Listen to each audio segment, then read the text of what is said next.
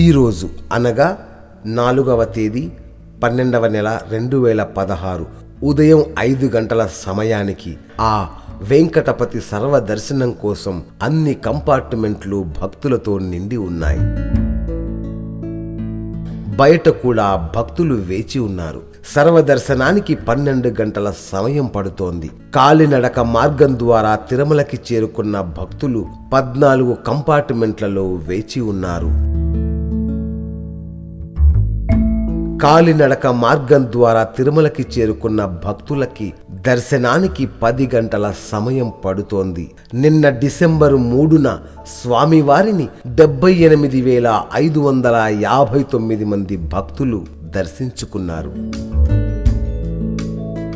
నిన్న 42,465 మంది భక్తులు స్వామివారికి తలనీలాలు సమర్పించి మొక్కు చెల్లించుకున్నారు.